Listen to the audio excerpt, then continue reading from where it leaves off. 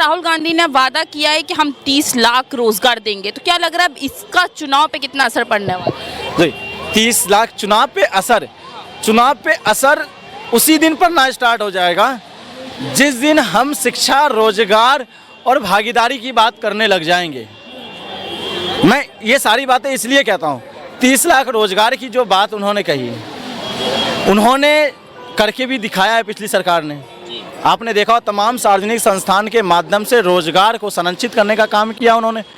आपको पता होगा पिछली सरकार ने, आपको पता है जब 1992 में जब दिक्कतें आई थी तो निजी कंपनियां जब लाई गई थी उसके बाद भी रोजगार का उत्सर्जन हुआ था। आपको पता होगा 2008 और 9 के बीच में भी रोजगार का उत्सर्जन हुआ था जब कंपनियां आई थी।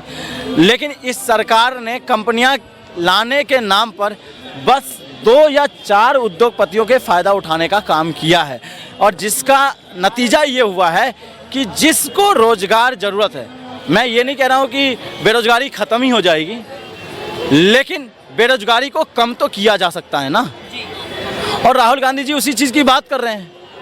राहुल गांधी भागीदारी, निश्चितता और रोजगार की तो बात कर रहे हैं कि हमारे युवा आत्महत्या क्यों कर रहा है, हमारे जो भर्तियां हैं वो घोटाले माफिया के उसमें चंगुल में क्यों चला जा रहा है। यही सबसे तो बात होनी चाहिए। मीडिया को महत्वता बनना चाहिए ये सारी चीज़ें खबरों पे। चुनाव आयोग ने साफ साफ वार्निंग दी है राहुल गांधी को कि पनौती जैसे शब्द वो प्रधानमंत्री के लिए इस्तेमाल ना करें।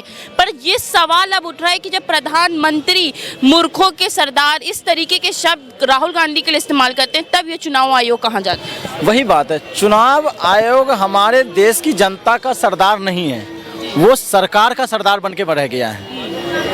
और तमाम मीडिया इस खबर को चला रही है, लेकिन मीडिया उस खबर को नहीं चला रही है जिसमें सुप्रीम कोर्ट ने आरबीआई और एसबीआई को 6 मार्च तक का समय दिया था।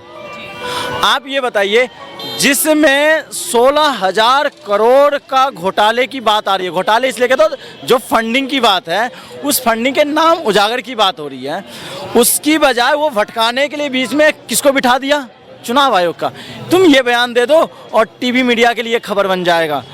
मुद्दा होना चाहिए कि अमित शाह और प्रधानमंत्री मोदी जी और भारतीय जनता पार्टी के जेपी नड्डा का जवाबदेही है कि इलेक्टोरल बॉन्ड में किसने पैसा दिया और कितना पैसा दिया। वो सरकार से जनता का अधिकार है जानना।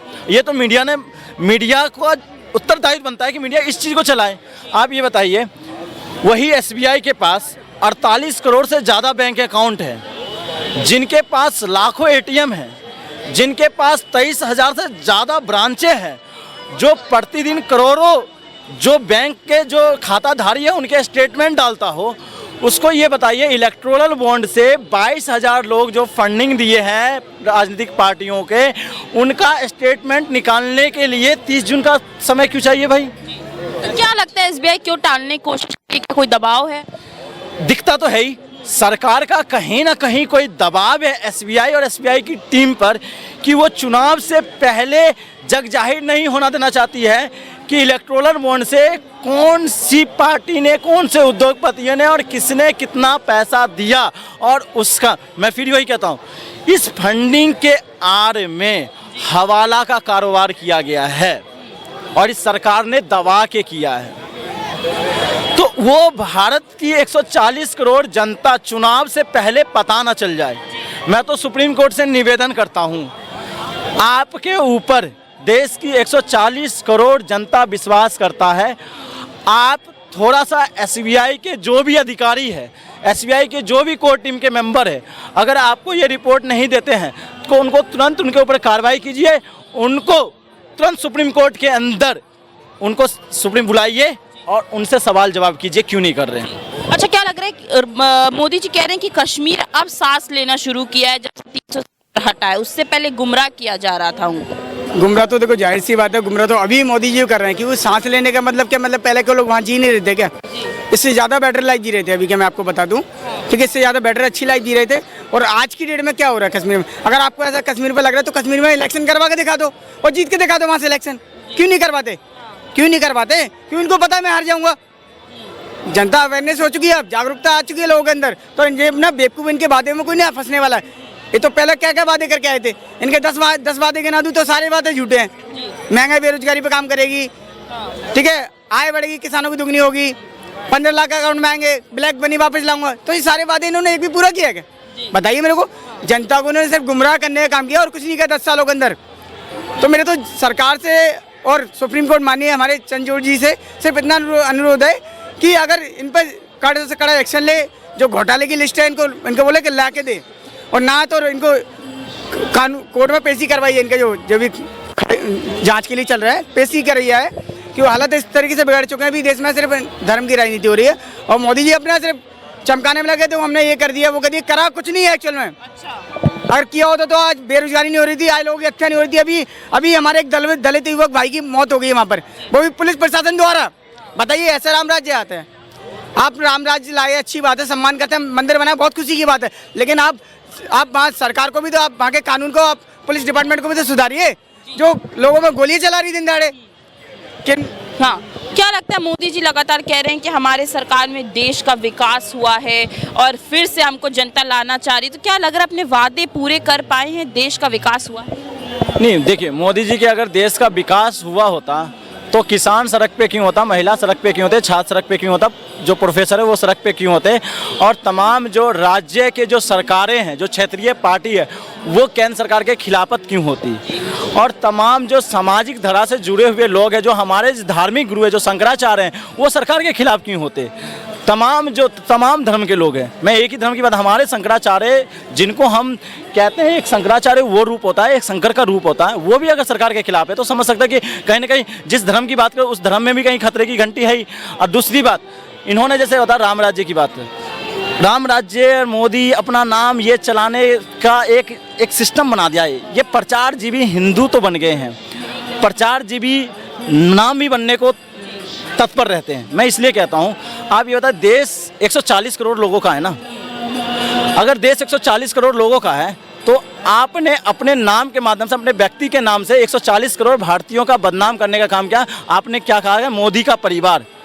ये देश किसी व्यक्ति का परिवार नहीं है, ये देश 140 करोड़ भारतीयों से बना है और भारत 140 करोड़ का है, और परिवार, भारत का परिवार 140 करोड़ है, किसी व्यक्ति विशेष का नहीं है।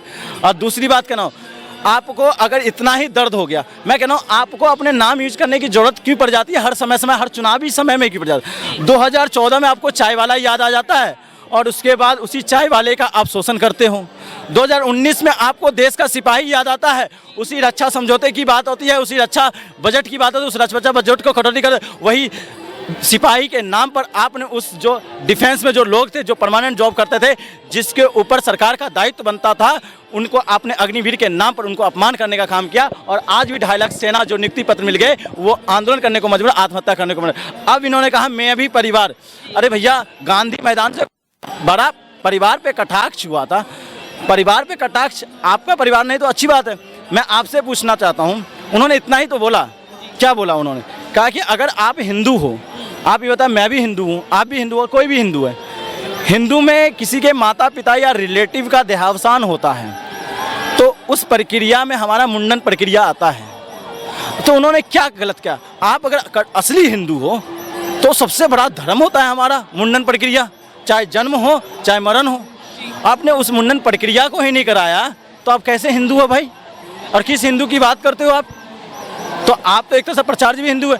कभी वो कहते हैं मैं पिछड़ा हूँ, कभी कहते हैं मैं अति पिछड़ा हूँ, और उसकी भी हकीकत जब वहीं बिहार से ही लालू प्रसाद यादव जी निकाल देते हैं कि कौन सा पिछड़ा हो, कौन सी जाति हो बता दो, तो निकल के आती है कि 2002 के अंदर आपने उस जाति को ओबीसी में किया।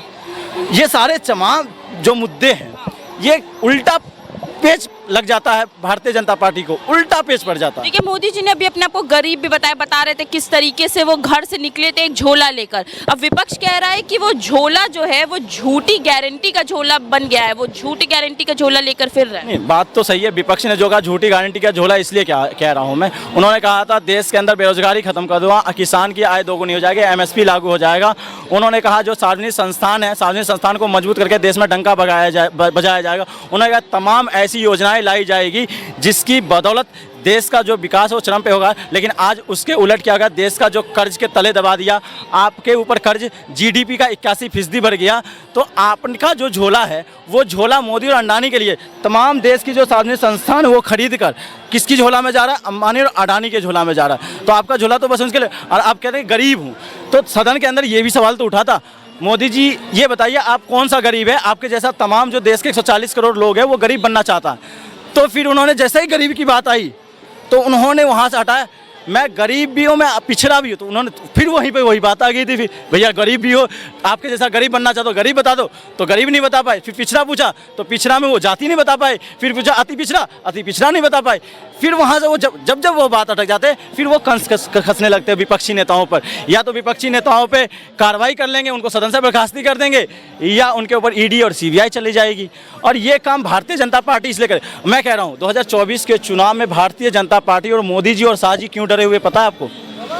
आपको पता होगा गुजरात दंगे में जो आईपीएस जिनको 3rd डिग्री टॉर्चर दिया गया था, संजीव भट्ट, वो सुप्रीम कोर्ट के दरवाजे, सुप्रीम कोर्ट ने इसमें दखलबाजी किया है। सुप्रीम कोर्ट ने संजीव भट्ट को, उन्होंने सुप्रीम कोर्ट को बुलाया है कि आपका जो जितना रिपोर्ट है वो रिपोर्ट दायर कीजिए।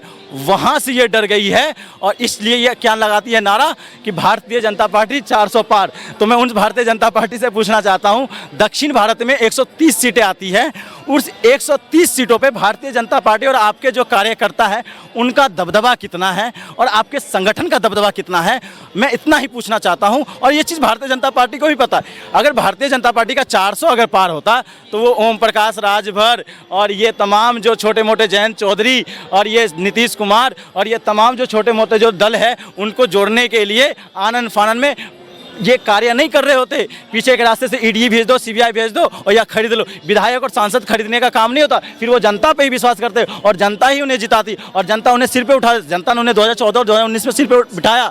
लेकिन आज उन्हें दिक्कत हो गई है कि वो सांसद विधायक यहाँ तक कि मुख्यमंत्री खरीदने पर उतर गए हैं। क्या